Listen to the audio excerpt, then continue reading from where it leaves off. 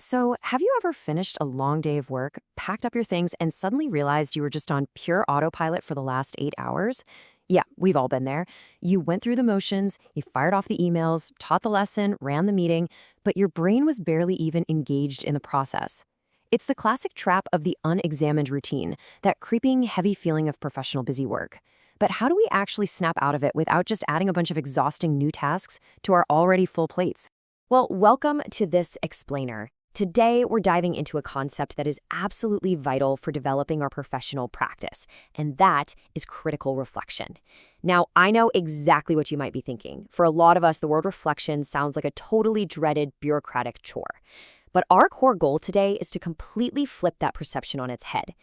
We're going to look at the research to see how reflection, when it's actually done right, is literally the most powerful tool you have to take control of your work, your environment, and your overall professional growth.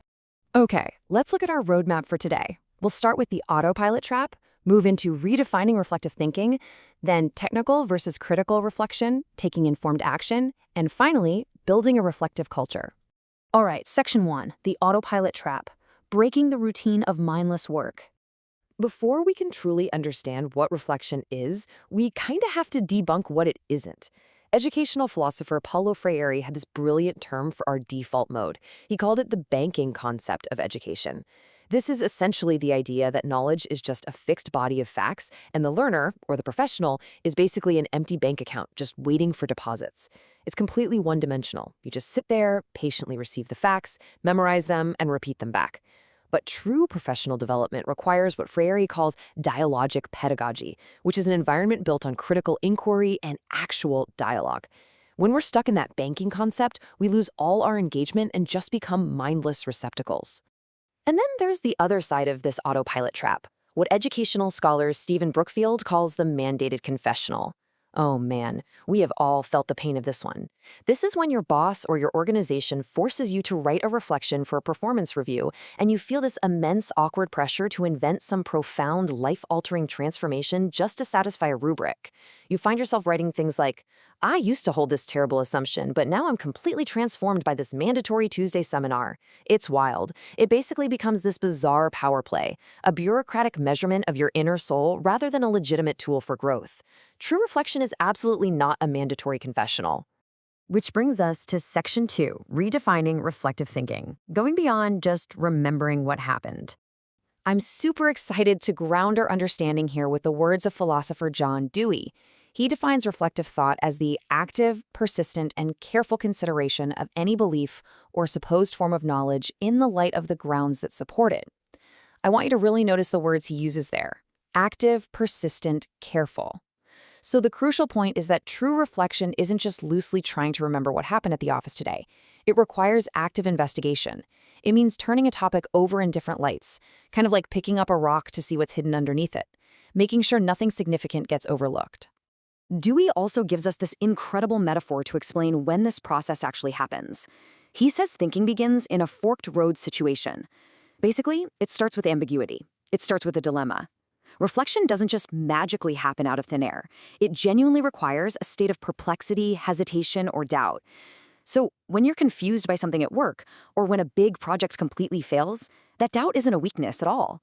It's actually the required starting point for an active search to find the right path forward. Let's move right along to section 3, technical versus critical reflection. Going deeper than quick fixes. Now that we know true reflection requires investigating a real dilemma, we need to look at how to elevate our daily problem solving into something much more impactful. And to do that, scholar Stephen Brookfield provides us with a really great framework. He draws a contrast between technical reflection and critical reflection.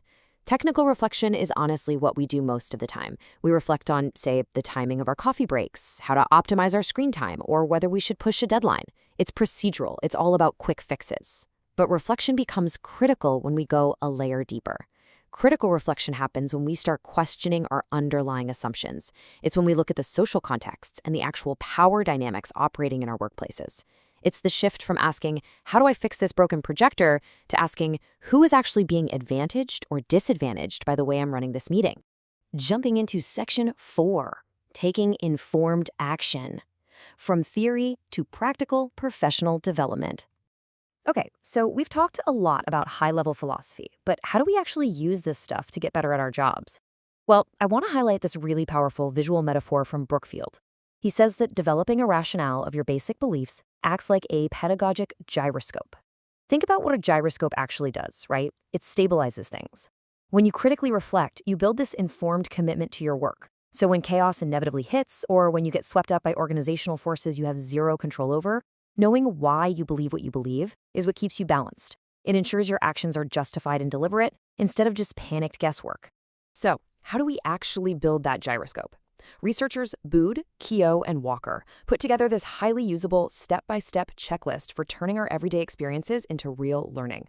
First, you return to the experience. You just mentally replay exactly what happened, trying to objectively distance yourself from it.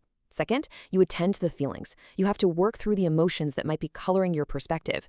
And third, you evaluate the experience. You synthesize this new knowledge and test it against your framework. It's just a remarkably clean, actionable cycle for making sense of our daily work. Now, what's really interesting about this is where the evaluation ultimately leads us. Early childhood education expert Melinda Miller calls this Level 3 reconstructing. You see, there's this massive misconception out there that reflection is just about finding fault or criticizing people's mistakes. It's really not. The ultimate goal of reflection is drawing revised conclusions about your practice and planning further learning based on those insights. It is entirely forward-looking. You reconstruct your approach today so you can change your actions tomorrow. And that leads us to our final core concept, Section 5, building a reflective culture, moving from isolated events to social practice. You know, when we hear the word reflection, a lot of us instantly picture sitting completely alone in a quiet room with a journal, but the research shows it's actually highly social. It's a collaborative tool that gives us the power to actively improve our shared environments. It involves multiple voices, multiple perspectives. Because if you're only ever reflecting in total isolation, you're missing out on the peer dialogue that is absolutely crucial for challenging your own personal biases and blind spots. Because of that, organizations have to step up and provide the right infrastructure to stop reflection from just being an empty corporate buzzword. Based on Miller's work, here are the practical elements you need to build a reflective culture. You need direct teaching and modeling from experienced peers. You need genuine collaboration across your teams. You have to have the physical spaces and resources, like access to current literature. You absolutely must have dedicated time. It cannot just be squeezed in during a lunch break. And finally, there has to be a clear leadership expectation that truly values the intellectual work of reflection over mere compliance. Just a quick but super important piece of advice for any leaders or educators watching this. You have to avoid reflection burnout. If you treat every single reflection like a high-stakes assessment, people are naturally going to resent it. You got to tie it back into a natural, ongoing habit.